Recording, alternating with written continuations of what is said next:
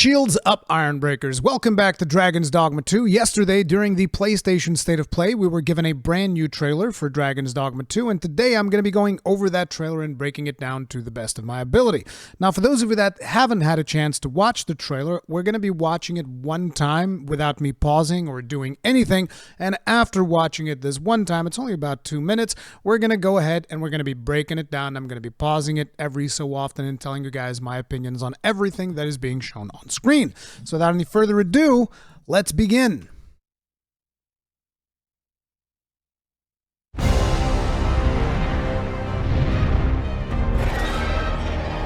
I knew you would come, Arisen One. Aye, make no mistake. The dragon will appear before you when the time is come.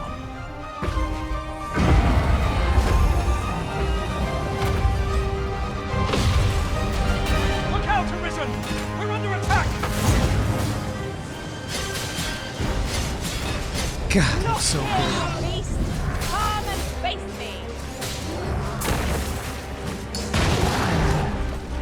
Monster, watch out! You truly are formidable, Arisen.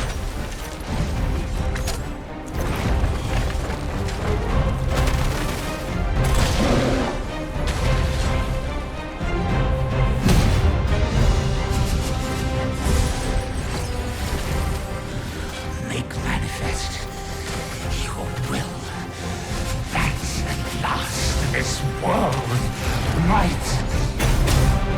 Hold fast to your strength of will, Arisen One. Those who can be of aid to you will reveal themselves in time.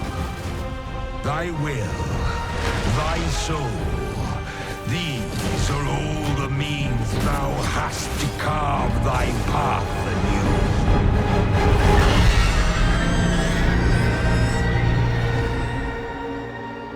Yet your wicked schemes will avail you not, Watching One.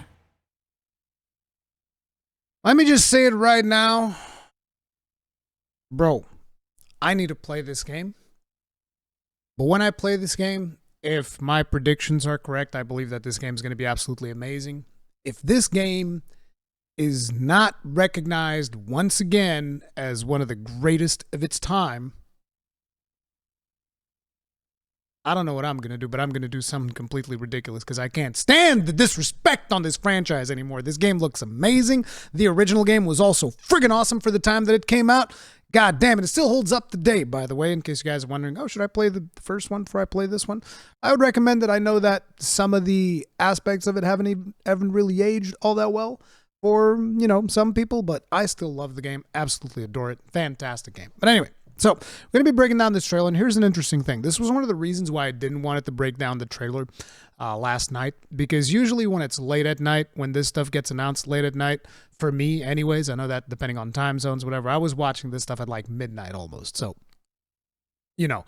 But usually late at night, my analytical capabilities are not all there. Like, for instance, when the Monster Hunter Wilds trailer was revealed at the end of the Game Awards, which was, I don't know, around 3 in the morning for me, I was even speculating, I think this might be a spin-off game.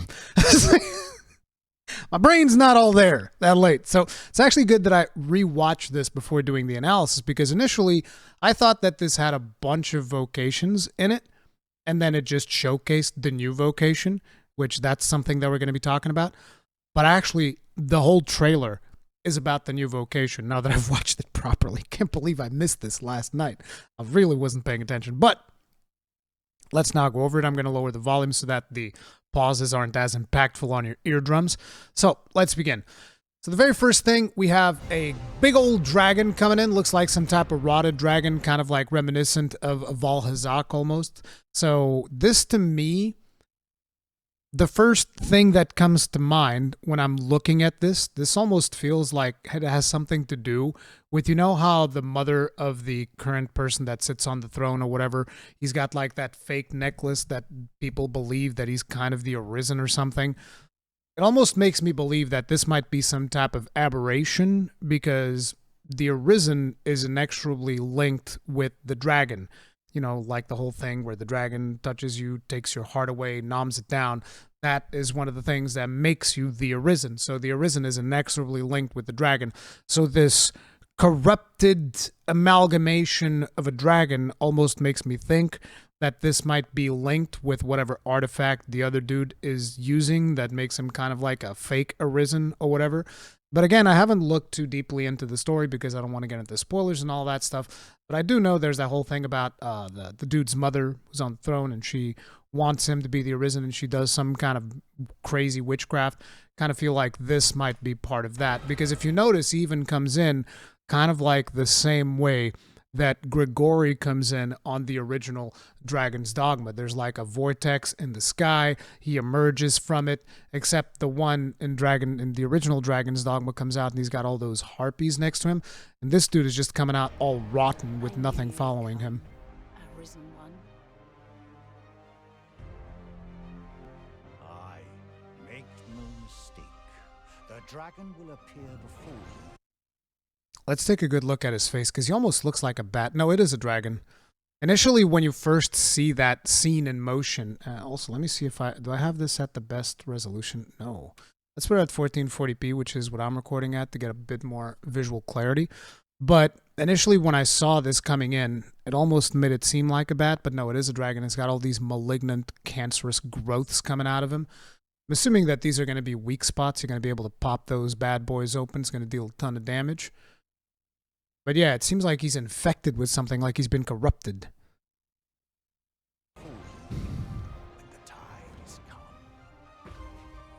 Although he also seems fairly small. So that might actually break my other theory, like this is not that big. Grigori was way bigger than this. But who knows? I mean, he is... Is this that tower where we fight the lightning dragon in the... Well, it can't be the exact same one, obviously, because this takes place in a parallel world, but would this be the parallel to that tower in this world? I don't know. I'm probably reading too much into it. But maybe the whole thing about him being a fake Arisen would generate like a... You know, she would generate a weaker dragon or something. I don't know. Now here we have another... This is probably more like a drake or a wyvern or something. So one of the first things, let's pay close attention to the weapons that are being used in the trailer, because this is what is going to signify that this is the new Vocation. So watch here. At the beginning, what do we have? We have a sword. We have a sword, and there was even... It almost looked like he had is it dual daggers maybe? Because you can't really tell, but there's definitely some type of a sword or a dagger there. And if we go frame by frame... Yeah, I think these are daggers. They're not that big, and he's wielding two of them, so it would make sense. Like, these are daggers that have been enchanted by fire or something from a mage in his party. And now look what happens. He swaps over, now he's got a staff, and he's casting spells. This is what the new Vocation can do. As a matter of fact, I'm going to just go ahead and introduce the new Vocation for those of you that don't know what I'm talking about. But yesterday, as this trailer was revealed, the website was updated, the Dragon's Dogma 2 website, and it added a new vocation called the Warfarer. Now, usually we have these symbols, they're color-coded, so, you know, blue magic, red warrior, green thief, roguish type character. And you can see that we have combinations here like yellow, which is the archer, and blue, which is a mage. That gives you the magic archer. So it was very weird to me when we got one that was purple and pink, because it doesn't really say much, and the Trickster is quite the unique vocation that doesn't really seem like it's connected to any of these other vocations. And then you have the Warfare, which is straight up gray. Now, gray is kind of like an amalgamation. Probably if you put all these colors together, you end up with a goo that's almost like gray. Also, gray is a neutral color, which would indicate like there's no particular affinity to any of these, or there is an affinity to all of them, which I think is kind of the point of the Warfare. Vocation exclusive to the Arisen, so only your character can be this vocation. The Warfare is a new vocation exclusive to the Arisen that can use every weapon and learn different skills from each vocation. By using diverse weapons, the Warfare can respond to any situation and create combos that cross vocational boundaries. The Warfare's lower base stats require them to utilize the situational strengths of different weapon types to be on par with other vocations with specialized strengths. So the idea is the Warfarer is kind of like the meta vocation. So what I think is going to happen, because this was kind of what happened a little bit in the original Dragon's Dogma, right? So say, for instance, you would be playing Warrior, but there's a skill in Fighter that you really like. You would be expected to play Fighter enough to unlock that skill that you want from the Fighter vocation, and then you could bring that skill over to Warrior. Now, you couldn't get all of the skills of the Fighter vocation. There would be some that would be, at least I think you couldn't. There would be some that would be exclusive to it, or maybe it was only when it was cross classes. I don't know. It's been a while, okay? But the idea is you're able to mix and match certain things from each class and then bundle them together into the class that you want. So you'd be able to get stuff from Fighter, put into Warrior, get stuff from Archer, put into Warrior. Like, for instance, I remember that Archers, and it's not called Archer, it's called Strider in the original. It would have stuff that would benefit your stamina, which is something that can be used for every class. So if you play just a little bit of Strider, you would get that stamina passive, and then you would put it on any other class that you want, right? So that's kind of something that you could do in the original. So the idea of the Warfarer, in my opinion, is going to be you'll play all the vocations, get everything you can from all the vocations, and then choose the things that you like the most. So maybe you like the idea of having a warrior that can cast spells. So you'd want to play warrior, level that up. You want to play sorcerer, level that up, and then grab skills from both of these and place them in the Warfarer, because that, I feel like, is going to be something that you're going to be able to do. And that is what we see a lot in this trailer. And there's people in the warehouse. You might have heard a little bit of noise. My apologies. But when you notice this, one of the things that they say is that by using diverse weapons, it can respond to any situational. The Warfarer's lower base stats require them to utilize the situational strengths of different weapon types to be on par with the vocations with specialized strength. So lower base stats, not exactly sure what they mean by this, but one of the things that did happen in the original Dragon's Dogma was that depending on the vocation that you leveled up, it would level up different stats. So this was actually something that a lot of people, when they really wanted the min-max, for instance, there was a character called the Mystic Knight, which had a big weapon and a big shield. And if you really wanted to do a damage-based Mystic Knight, what you wanted to do is level up as a sorcerer, because that would maximize your magic stat, and then switch over to Mystic Knight much later, and that would make it so that you would deal more damage. Now, this isn't necessary. You don't need to min-max to this extent, even on the hard difficulty. But if you want to, it is something that you can do. This has always been something that has kind of like concerned me about Dragon's Dogma 2. Because, I don't know if what they mean here, because again, remember, this is being translated from Japanese and all of that stuff. I don't know if what they mean here is actually base stats or their level up stats, because we already know that in Dragon's Dogma 2, you also get different stats based on the character that you are leveling up. And for that, I can show you here. This was during the Dragon's Dogma 2 showcase. You might remember we have our boy Super Rad here. He is playing, I'm assuming this is an archer because it's got a bow, and I think they mostly showed some of the base vocations at this point in time. But if you notice, his character is Ace, and it says here, Ace level up. He's leveled up from level 5 to level 6, and if you notice, in terms of stats, he is going to be getting 2 strength, 5 magic, 2 defense, and 3 magic defense. So these are the stats that you would get for leveling up as an archer. On the other hand, we now have one of the pawns that is also going to level up, which is Max. I think it's his main pawn, also leveled up to level 6. And if you pay attention, his stats are different, even has different HP, different stamina. He gets 1 strength, 7 magic, 1 defense, and 4 magic defense, which makes sense because Max, I'm not sure if you guys can tell, but there's the symbol right there, is actually a caster. He is a mage pawn.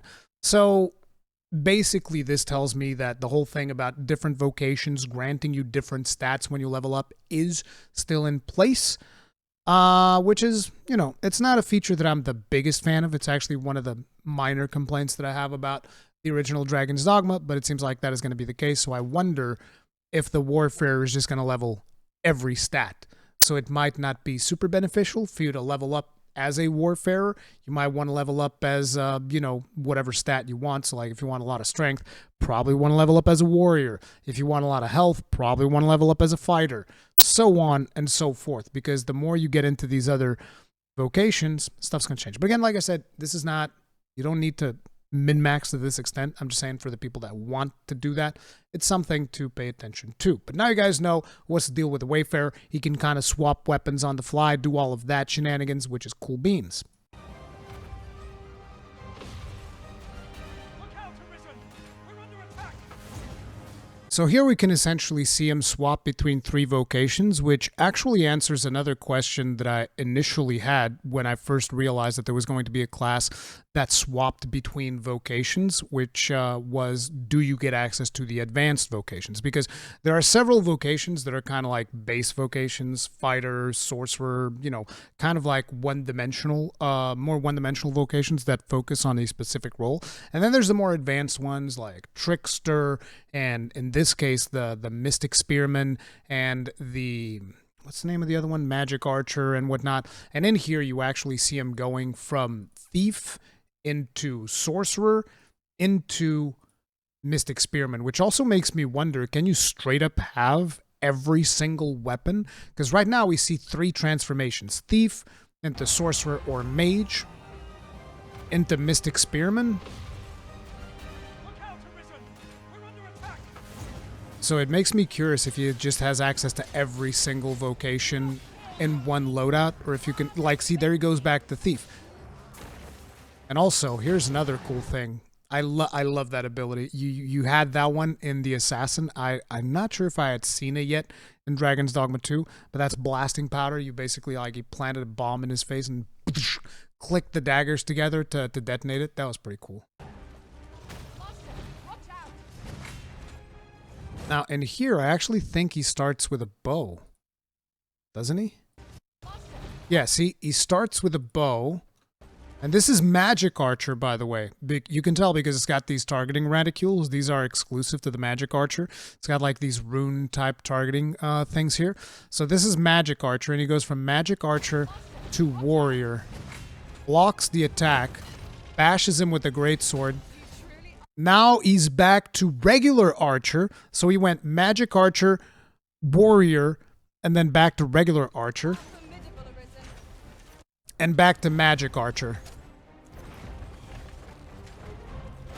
The level of combos you're going to be able to do with this vocation is absolutely insane. But it seems that in this trailer, they're sticking with 3 vocation swaps. So it seems to me like they're going to give you the option to make a loadout with 3 vocations, because I kind of feel like they need to limit it somehow, because otherwise it's just going to be exceedingly complex.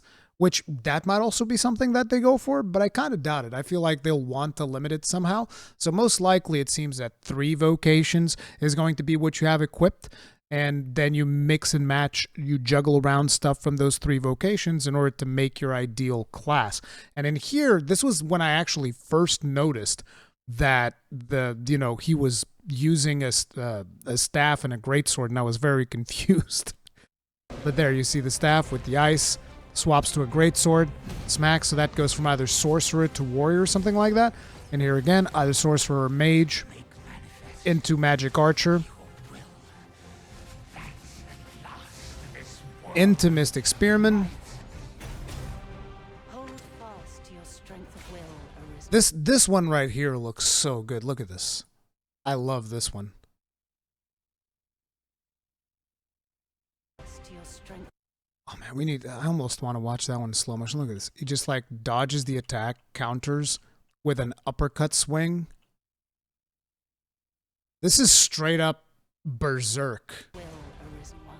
This is the Berserk power fantasy that all of the Berserk fans want. Those who can be of aid to you will reveal And then we have some more gameplay footage we see here. A Mystic Archer, Magic Archer. Thief, Fighter. I'm probably going to main Fighter still. I don't think I want to be a Warfarer.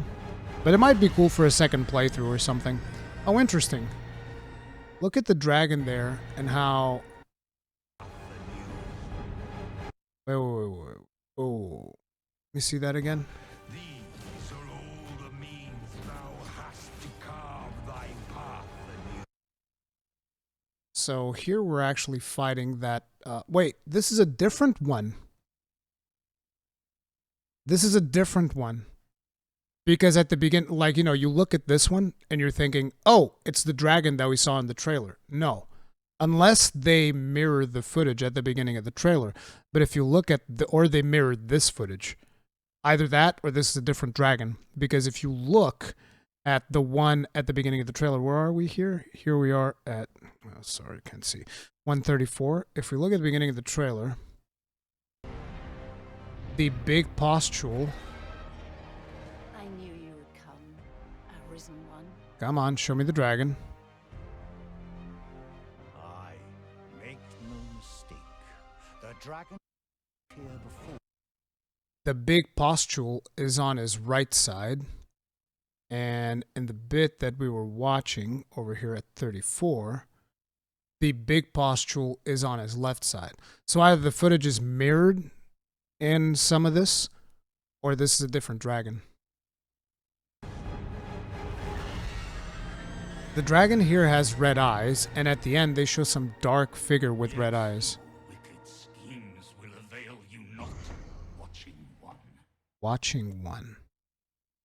Yeah, I don't know what that part is all about. But basically, in this trailer, they heavily showcase the brand new Vocation Warfare. Let me know what you guys think about it in the comment section down below. I think it's really cool. It's a super in-depth class. It's going to be pretty friggin' awesome for all those of you that want to min-max the crap out of it. Combine 3 different, at least from my speculation right now, combine 3 different vocations into one and do this amalgamation of classes. Could be very interesting. I'm actually thinking about, I could do that to get the explosives, like fighter plus, what's it called, thief, so that I could get the explosive stuff. And what else would I get? Maybe warrior for a big 2-handed hammer? My. God damn, game can't come soon enough. So just as I was about to wrap up this video and start editing it in order to post it, I ran into this particular Twitter thread from Chainsaw McFace Punch. I'm actually going to go ahead and follow this gentleman. It says here that he is a Dragon's Dogma lore fiend. So he noticed a couple of things that I completely missed out, which is, for starters, he talked about something called the Dragon's Plague, and I was like, what the hell's the Dragon's Plague?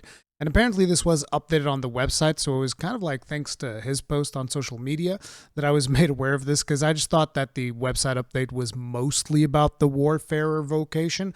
But no, there's actually quite a few more things, so we're going to be going over some of that information. I went through to the website, and you know, one of the things that they added was also new characters. Now, I don't really usually check too much on characters. I believe I already went over all of these in previous videos. I don't like to focus too much on this in order not to spoil story bits and whatnot. But in this case, these characters are going to be characters that will teach you additional vocations. At least that appears to be the case, because you have, for instance, here, this is a fighter meister, which apparently is the master of the fighters or something like that. So I think that you will get fighter from the get-go, but maybe you'll be able to interact with this dude to learn more fighter skills. Then you have this dude over here, Sigurd, who's the Mystic Spearhand Meister, and he hunts dragons for his own personal reasons. Kind of reinforces the idea to me that this class is very much inspired by dragoons from Final Fantasy almost. But, you know, he's obsessed with the extermination of dragonkind and wanders the world in pursuit of dragons. Reminds me of Estinian, in a way, almost. Not saying that these are related at all. It's just like something that just reminded me of that. And then we have over here Luz, who is the Vermundian court oracle and trickster Meister. Out of fear for her life over speaking out against the false Arisen taking the throne, she is currently in hiding. Now, the other important thing was, like I told you, at the end of the trailer, there was that character who was like with his face all darkened, red eyes and all of that. And they put that character like straight up in here next to this description, Dragon's Plague. And this was one of the things that I was very curious when I saw his post on it. Dragon's Plague is a contagious disease-like condition that infects pawns as they travel between worlds. Rather than being weakened, pawns with the disease are set to display remarkable performance and to become conspicuously bold in their speech and behavior. According to folklore, when the symptoms of Dragon's Plague reach a terminal stage, it will result in devastating calamity, but the veracity of those claims is unclear. Now, something that I think would be really cool is if our main pawn would be given the choice to contract Dragon's Plague. And then the ending of the game changes based on you having contracted Dragon's Plague on your main pawn. I think that would be really cool. Or maybe sometimes whenever too many people recruit your pawn, maybe you'll get Dragon's Plague, and maybe you'll have to do some type of quest in order to cleanse him. Otherwise, something really bad can happen. Either way, it's definitely something that seems very interesting. An interesting mechanic. Because I think that this is definitely something that is going to be playing into your main pawn. Because, you know, you develop a relationship with your pawn almost. Where you're like, oh, yeah, my pawn, he's my buddy. He's with me in the game. And then suddenly, oh, I've been sending him out on all these missions with other players. Now he's gotten sick. He's got the Dragon's Plague. How am I going to be able to deal with that? What are we going to have to do? That could be interesting. Or it could also be annoying and repetitive busy work to maintain your pawn. Who knows? But I like the idea of this being a risk-reward type of situation where, because it says here that the disease is set to display remarkable performance. So your pawn becomes really, really good while he's got the Dragon's Plague. But eventually it can result in devastating calamity. So maybe you have to like keep it in check somehow. But it's definitely an interesting concept. I'm looking forward to learn more about this. He also mentions in this post that potentially these dragons, which my speculation was that this is somehow related to the False Arisen, but he is saying that these could potentially be linked to the Dragon's Plague. Makes sense? I don't know. I could see it almost either way at this point, but we'll see how it pans out. Anyway, that is actually it for now. If you guys enjoyed the video, hit the like button, subscribe, bell notification icon, all that jazz. Make sure to check out Chainsaw McFace Punch over on Twitter. Thank you very much for posting this because I would have missed it. I didn't pay too much attention. But yeah, I'll see you guys in the next one. Stay strong, stay safe. Peace out.